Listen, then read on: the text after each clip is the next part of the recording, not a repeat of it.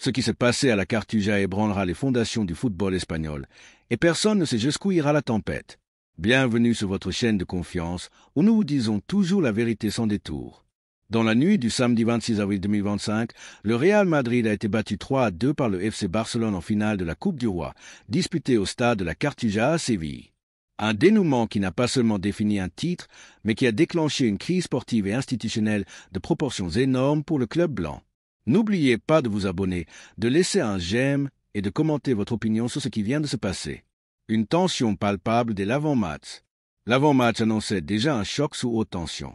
Le Real Madrid a décidé de boycotter les actes protocolaires organisés par la Fédération royale espagnole de football, RFEF, y compris la conférence de presse, l'entraînement officiel et le dîner, en signe de protestation contre les déclarations des arbitres désignés, Ricardo de Burgos Bengoechea et Pablo González Fuert.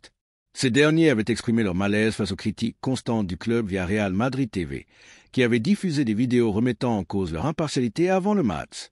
De Burgos, visiblement ému, a raconté comment ces accusations affectent sa famille, tandis que González a averti que le corps arbitral prendrait des mesures.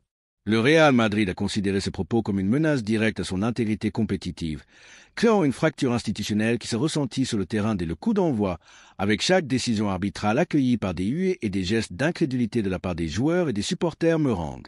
Un match vibrant et riche en rebondissements. Le match, vibrant et changeant, a débuté par un but de Pedri pour le FC Barcelone à la 28e minute, après une action collective qui a désarmé la défense madrilène. En seconde période, Kylian Mbappé, entré à la mi-temps, a égalisé pour le Real Madrid à la 70e minute sur un coup franc direct. Quelques minutes plus tard, Aurélien Tchouaméni a donné l'avantage aux Blancs avec une tête précise. Alors que tout semblait pencher en faveur du Real Madrid, Ferran Torres a égalisé pour le Barça à la 84e minute, forçant la prolongation.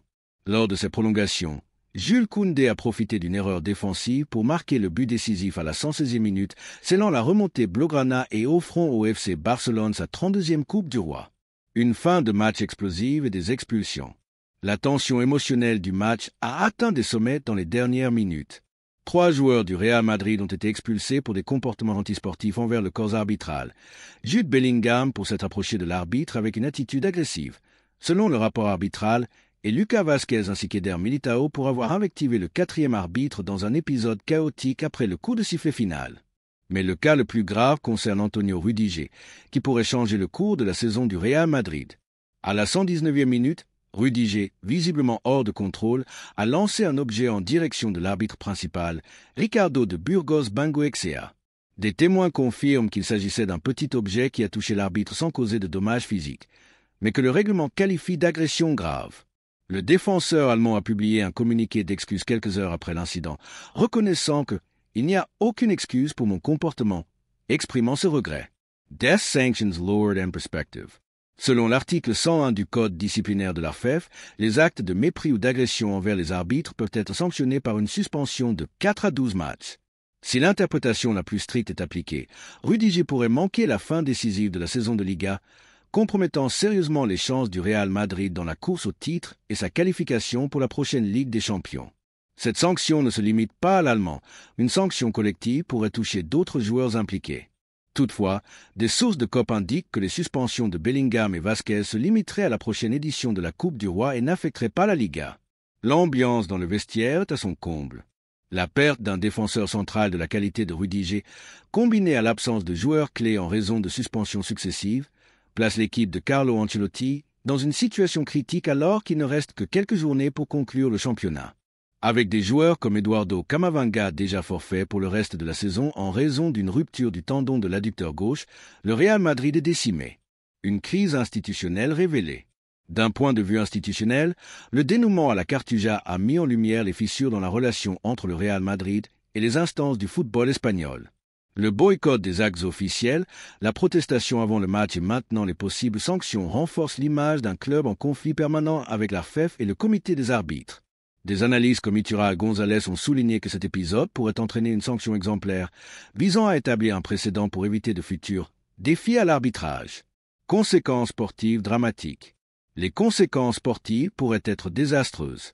Le Real Madrid, déjà affaibli dans ses chances de titre en Liga après cette défaite, risque de voir sa lutte compromise s'il perd Rüdiger pour plusieurs matchs. Le FC Barcelone mène actuellement la Liga avec 4 points d'avance, et avec seulement 5 journées restantes, chaque absence pèse lourd. De plus, cette polémique affecte le moral de l'effectif et la confiance des supporters, qui espéraient une rédemption après l'élimination en Ligue des Champions face à Arsenal.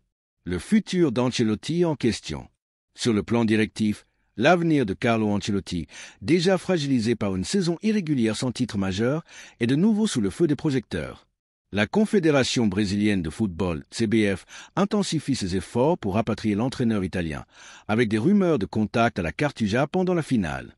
Dans les prochaines heures, le comité de compétition examinera le rapport arbitral et décidera des sanctions.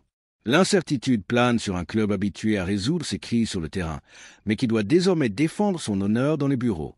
Un tournant pour le Real Madrid. Quelle que soit la décision, ce qui s'est passé lors de la finale de la Coupe du Roi ne sera pas oublié de sitôt, et ses répercussions façonneront l'avenir du Real Madrid, tant sur le plan sportif qu'institutionnel. Le verdict final est encore à venir, mais l'histoire a déjà écrit ses premières lignes. Un club au bord du gouffre disciplinaire, un vestiaire qui doit se reconstruire et une base de supporters qui exige des réponses. La question demeure. Le Real Madrid parviendra-t-il à surmonter ses crises internes ou cet épisode marquera-t-il un tournant vers une ère de convulsion dans le football espagnol? Ce qui s'est passé à la Cartuja ébranlera les fondations du football espagnol, et personne ne sait jusqu'où ira la tempête. Restez avec nous sur votre chaîne de confiance pour suivre cette affaire de près. N'oubliez pas de vous abonner, de liker et de commenter votre avis. Real Madrid. Detalles sobre sanciones. Impacto en la Liga.